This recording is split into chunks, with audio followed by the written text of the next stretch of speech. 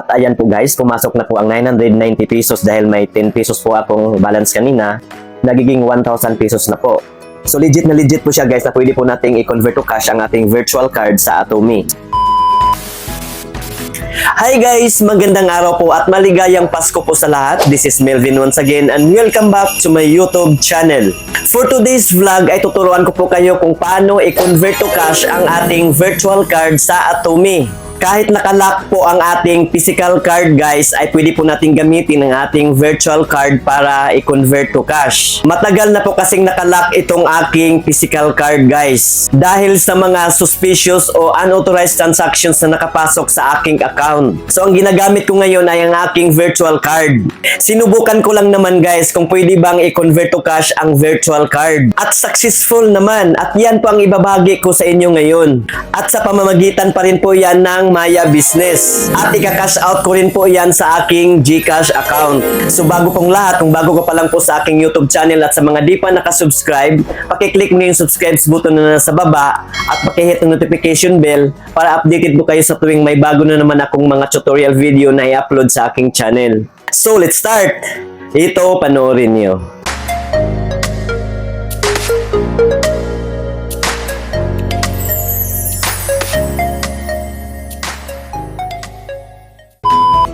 So ayan po guys, ang una po natin gawin ay i-open muna natin ang ating Maya Business account. Sa mga wala pang Maya Business account guys, ilagay ko na lang po ang link para sa tutorial video dyan po sa baba sa may description area sa video ito. At ayan po, nandito na po tayo sa ating Maya Business dashboard. Puntahan muna natin ang aking wallet guys. So sa makikita natin guys, ang available balance ay 0 pa po. So ngayon, balik po tayo sa home and then click po natin itong more. And then click natin itong Maya QR. At kapag lalabas na itong QR code guys, i-screenshot lang natin ito.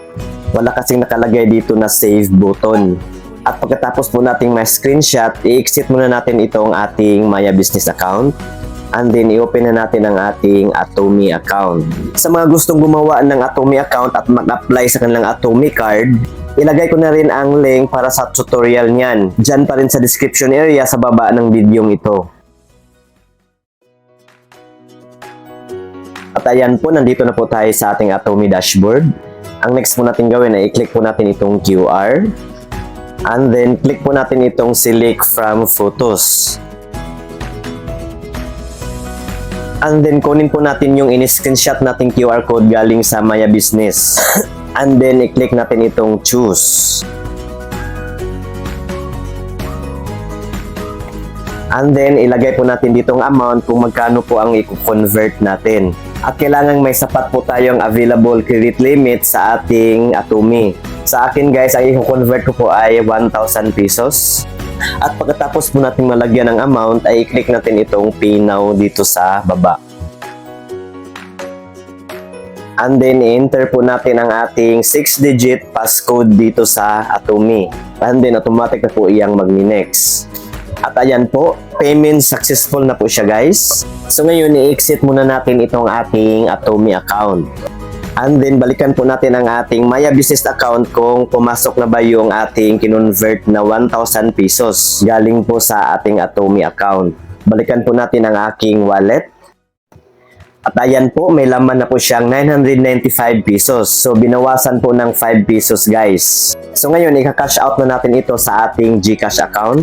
At paalala lang po, bago po tayo makapag-transfer ng pera dito sa ating Maya Business account, at kailangan po ay upgraded na po ang ating account dito sa Maya Business. Kailangan naka-basic level 2 na po siya, katulad nitong sa akin. May nakalagay po dito na basic level 2. So balik na po tayo sa aking wallet. Ang next po natin gawin ay i-click natin itong deposit to bank. So bago po ako mag-fill up guys, ay ipapakita ko po muna ang laman ng aking GCash wallet. So ito po ang aking available balance sa aking GCash wallet guys, 10 pesos and 84 centavos. So balik na po tayo sa aking Maya Business account. So ang una po natin ilagay ang amount na i-transfer natin sa ating GCash account. So i-transfer ko ito lahat guys, itong 995 pesos. And then i-click natin itong choose bank para makapili na po tayo ng bangko or e-wallet. So hanapin natin dito ang G-Exchange Incorporated or GCash. Scroll down lang natin. So, i-click lang natin itong GCash. And then dito sa baba ang ating account number or GCash number. Next po yung ating first name, middle name, at last name na naka-registered sa ating GCash account. And then dito sa customer cellphone number, pwede rin ang ating GCash number na lang din ang ilagay natin dito. At dito sa purpose, kayo na pong bahala kung ano pong nilagay ninyo. Ang sa akin, ang nilagay ko dito ay savings. At dito naman sa remarks is optional lang po ito. Pwede natin lagyan ito, pwede rin hindi. So, hindi ko na nilagyan ito dito nga part. At kapag matapos na natin ma-fill upan, i-click natin itong next dito sa baba. At ayan po, transaction review. I-double check po natin yung mga detalye na nilagay natin guys. Baka may mga maling spelling, maling numero na nalagay natin. May service fee pa lang na 5 pesos guys. So mukhang ma-short yata ang laman ng ating Maya Business account. So itry po natin itong i-confirm. At ayan po, mag-send na ng OTP ang Maya Business sa ating registered mobile number. At dito po natin ilagay ang 6-digit OTP. And then click po natin itong submit. At ayan po, yan po ang sinasabi ko guys na deposit bank error. May 5 pesos na kasi na service fee kaya insufficient ang balance natin sa aking Maya Business account. So i-edit ko muna ang aking amount na nilagay. So dapat pala 990 pesos lang ang ilagay dito.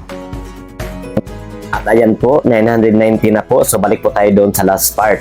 So 990 pesos na lang po ang marireceive doon po sa aking GCash wallet. So ngayon, i-click ko ulit itong confirm. And then ilagay ulit yung 6-digit OTP na sinend ng Maya Business sa ating registered mobile number. And then click ulit natin itong submit. At ayan po, processing na po siya. Deposit to bank via InstaPay in process. So successful na po ito guys. So ngayon, i-check muna natin ang aking wallet. Kung nabawas po ba yung transfer natin. I-click na natin itong wallet. At ayan po guys, 0 na po ang available balance. So ngayon, buksan muna natin ang aking GCash account. At ayan po guys, pumasok na po ang 990 pesos dahil may 10 pesos po akong balance kanina. Nagiging 1,000 pesos na po.